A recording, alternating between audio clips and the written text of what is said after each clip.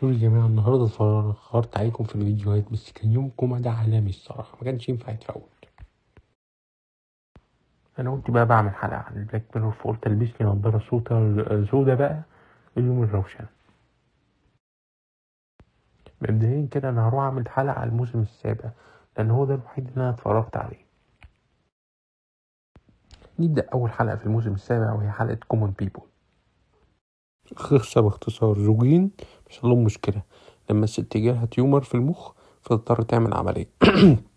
بعد كده يضطروا يروحوا لحتة اسمها ريفر مايند، حاجة زي كده، يزرعوا لها حاجة في دماغها عشان تقوم تاني. اكتشفوا ايه بقى؟ ان هي لازم تكون في الرينج المنطقة بتاعتهم، ما يعرفوش يتحركوا الا تقوم عليها تاني. فقال لك لا، نفعل الاشتراك لحاجة اعلى. بعد كده بقى يكتشفوا حاجة تانية، يكتشفوا ان هي لازم يبقى في اعلانات، ان بيبقى في اعلانات، فيعلوا الخدمة تانية. فجوزها بقى عمال يدفع، عمال بقى يروح يعمل ايه ايوه، يروح لحته اسمها دمدميز، ويقعد يعمل اعلانات غبيه، ويقعد يوقع السنان بتاعته، ويقعد يكسر في اسنانه، ويقعد يشرب البول بتاعه، وحاجه اخر خرا. في الاخر قعد بقى يقعوا فلوس، وهي خسرت شغلها عشان تقعد تعمل اعلانات استاذ العيال، وهو خسر الشغل بتاعه عشان اتفضح في الدمدميز بتاعه ده، وحياتهم بقت سواد، وهو في الاخر موتها.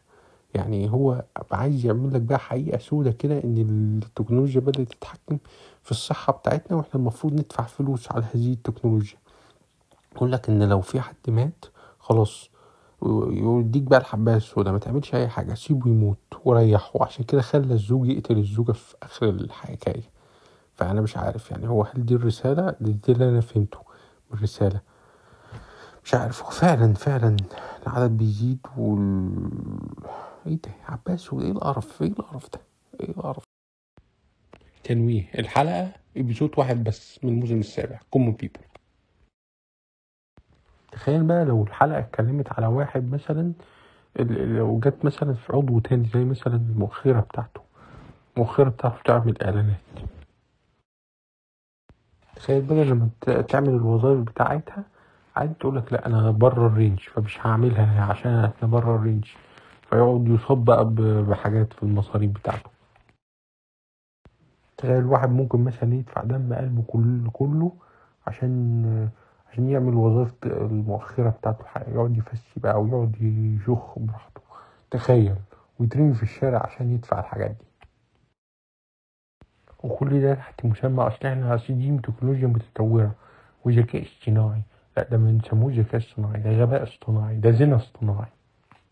فكرة العنوان نفسه توحيلي ان التكنولوجيا الذكاء الاصطناعي دي مش للكومون بيبول خالص.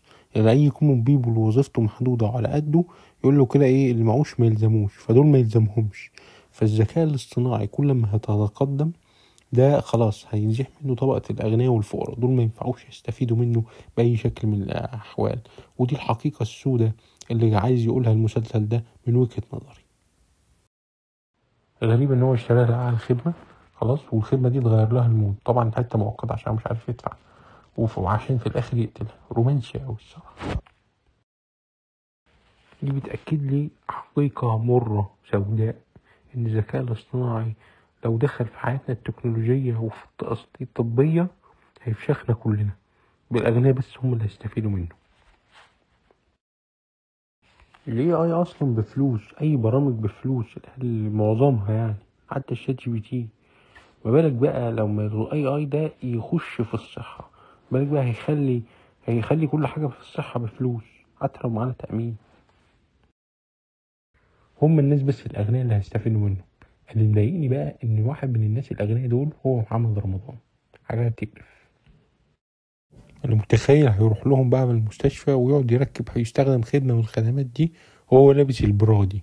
مازال حتى يومنا هذا كمان عمال يقنعنا إن دي مش برا، وإن هو كان بس إن هو ما لقاش لبس كافي. محمد رمضان اللي احنا عارفينه ما يلبسش برا، محمد رمضان يفكه. انا كنت مأجل الرد لان كنت مركز في الحفلة التانية في كوتشيلا، الحفلة اللي شايل فيها اسمي واسم بلدي واسم جمهوري اللي في ظهري من اول يوم، جمهوري اللي حافظني وكبرت قدام عينه، عارف ان محمد رمضان عمره ما لبس واحدة ست لا في فيلم ولا في مسلسل، مع كامل احترامي للفنانين اللي عملوه. جمهوري اللي حافظني عارف ان محمد رمضان لبس حلق في فيلم وكليب، ولكن في الحقيقة عمره ما لبس حلق ولا عمره هيلبس حلق. جمهور اللي حافظني وكبرت قدام عينه عارف ان اكيد الاوتفيت الاولاني في الحفله الاولى محمد رمضان ما يقصدش انه يطلع بالشكل اللي اترجم بيه على السوشيال ميديا. احنا كان الغرض انها تبقى حاجه فرعوني.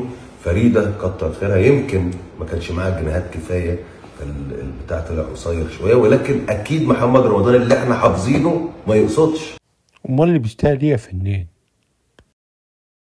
وبعدين قال لك انا عايز اعمل حاجه فرعوني، يعني الفراعنه بتلبس برا وبعدين الفلوس مش مكفيه. طب ما في مدرسين تاريخ على الحديده بيلبسوا عادي حاجات فرعوني ويشرحوا لنا عادي.